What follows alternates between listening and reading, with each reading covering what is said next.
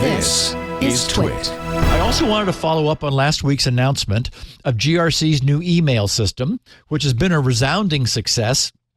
If you missed last week's episode, that is, if you don't listen to them all and don't know about it yet, you can go to our old grc.com/feedback page, which we've been talking about for 20 years, which explains a bit about the nature of web form spam, which unfortunately is a thing. And it contains a pointer over to our new page, grc.com/mail. Anyway, the only post-announcement glitch we encountered was from users mostly using Gmail, but also a few other ISPs. I think Virgin Media was one who they use their own domains backed by those services like Gmail. But since the email they send comes from that underlying service like Gmail, rather than from their domain alias, and since the incoming filter that's in front of the securitynow@grc.com mailbox looks to see whether the sender is known to us, listeners need to register their underlying Gmail account at GRC, not their aliased account, which is the one that's, shown in the email from header of their email. So some people were going over to the grc.com/mail page and putting in their account name and their own domain, even though it's a front for Gmail. It turns out that the mail that they send actually comes from Gmail. So that was not an account that we'd ever seen before, and so their mail was bouncing. As soon as I understood what was going on, I added a little comment on the form just to say, for Gmail people, that was like by far the majority of users who were having a bounce problem, that was what they had to do, and that problem went away. So people are paying attention to that.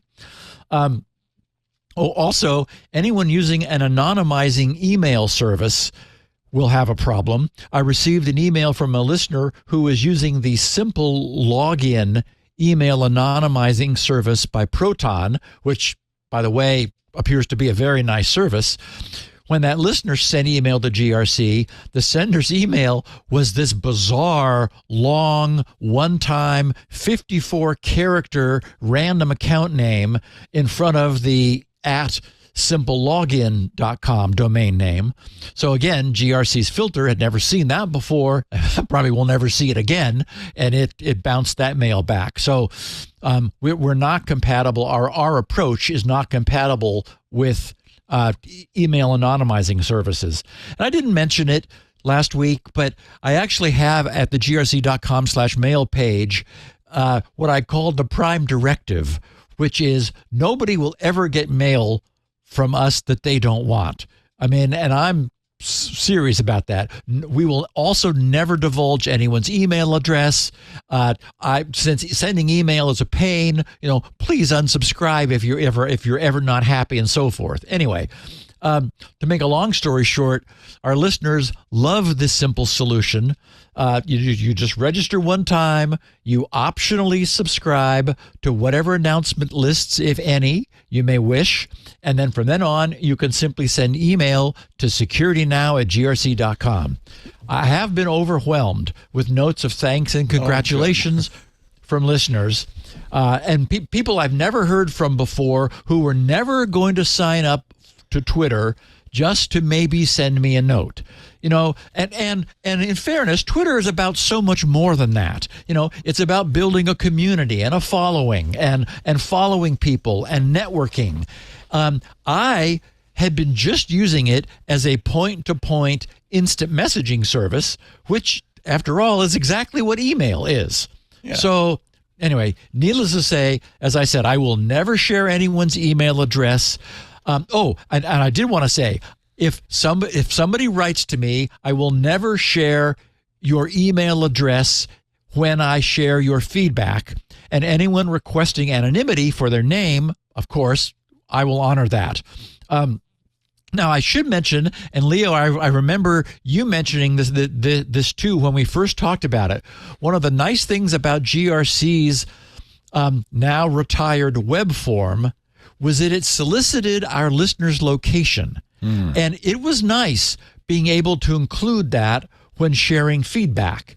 Since it made the email feel a little bit more personal. So if you happen to think of it, let me know where you're writing from when you send me a note, and I'll just sort of toss that in when I share your feedback. I'm wondering, you said it has to have the same domain as the server, but you're smart. So most email clients will let you choose a personality that says, so for instance, I might be running on Gmail, but my email is, I would like it to be leo@leoville.com. I can choose leo@leoville.com as my personality in Gmail. And even though it's originating from the Gmail server, it should look to you, to your server, like leo@leoville. You don't look at the underlying outbound server, do you? Or maybe you do. Yes, I actually do.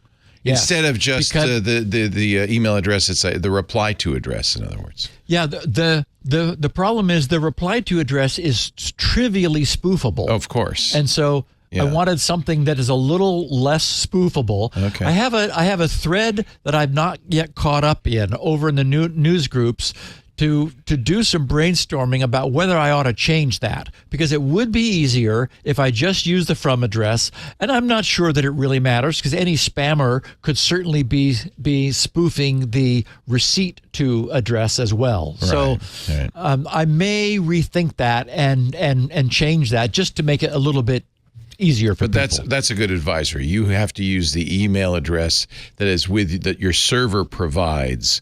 As opposed to any personality, any identity that you use. Correct. Yeah. And we ran across that with Gmail people, and also, as I mentioned, simple login people who it's an anonymizing service from Proton.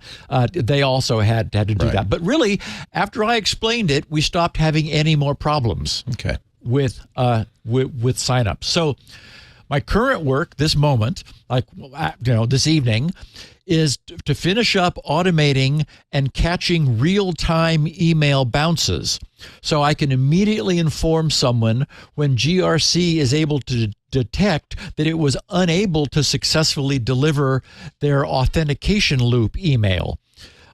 Once that's in place, I'll stick my toe in the water to begin actually sending email in, today's spam-conscious climate. You got to be careful, and so we'll ramp up from there. So anyway, I wanted to thank everybody for their support. Everyone's interest is the reason I became convinced that we need to keep this going past 999. And, here we are, already at 977 with our 20th birthday coming up in August. Yeah, see? Yeah. Hey, it's Leo Laporte. I hope you've enjoyed this little snippet from Security Now. If you want the whole show, you can get it at our website, twit.tv/SN. Of course, you can subscribe to Security Now on your favorite podcast, or just click one of the links below.